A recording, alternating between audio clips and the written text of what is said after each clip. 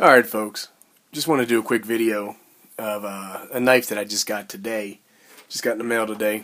And it is this Battle Horse Knives Bushcrafter. So, I don't know if everybody knows or not, there was a company called Blind Horse Knives that split recently. When I say recently, probably within the last year. That became Battle Horse Knives and LT Wright Custom Knives. And this was one of the models that was made when it was still Blind Horse Knives. And from what I understand, both companies still make this model true to its original design. So anyhow, this knife comes in a couple of different flavors or varieties. This is the Scandi grind, and they have a full flat ground and a saber ground, and there may be some other designs or models that I don't know about. I've always wanted to pick up a blind horse knife, and I just never did. I would see them at gun shows, or I would see them at shops and stores and stuff like that. And I never picked one up, and I've always been more of a folder type person, not so much a fixed blade type person.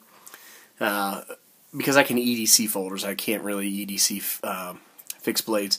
But I've been buying more and more fixed blades, and I saw that these were on special for the month of December in 2014. So I got a great price on this. I think it was around 120 bucks. I think they normally, for the one I got, I think it would normally be closer to 140 bucks.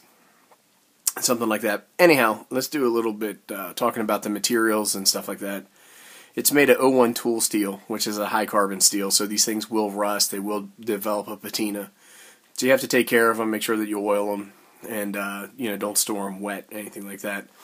And then this is a, you can get either bead blasted or polished micarta handles.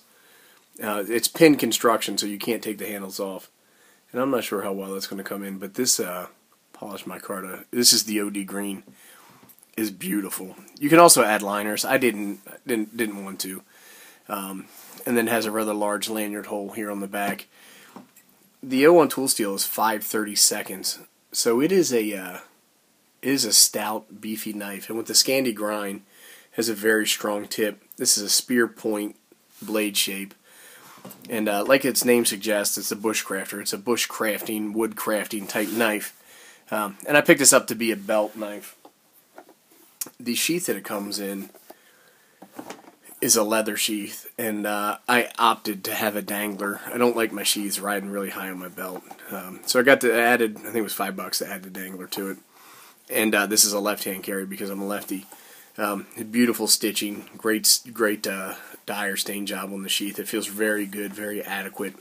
The knife fits in there very well, and reasonably is retained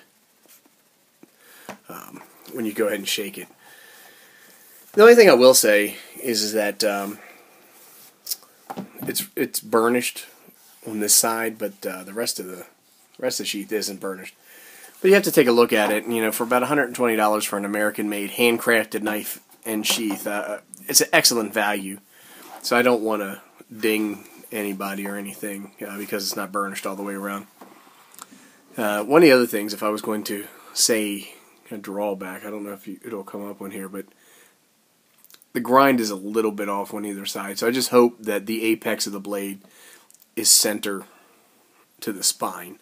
The only time that becomes an issue is when sharpening, but being a Scandi grind, I should be able to sharpen this just fine. I don't see it as an issue. This knife is going to be a user. It's not going to be a shelf knife or a safe queen knife or anything like that. I feel like it was an amazing value for what I got, and I'm kicking myself for not buying it sooner. When you talk about classic woodcraft or bushcraft knife, this is pretty close to the mark. What's funny is that you'll see people say or review different things, and they'll say, "Oh, this is an excellent bushcrafting knife." From my understanding, it should be a spear point blade Scandi ground with a straight handle. It should be flat across the top, and then the edge of the blade should be a continuous curve. Now, obviously, this has a finger groove here for gripping, and it feels great in the hand. The handle fills your hand. It feels great. There is no jimping here, but the spine is sharpened to 90 degrees, and it is very sharp. And it comes I don't want to fool around too much with that. It comes very sharp out of the box. Anyhow, I just wanted to do a quick initial impressions video. I'll do some more videos showing this knife being used out in the backyard and then also out in the North American wilderness. That's it, folks. Thanks.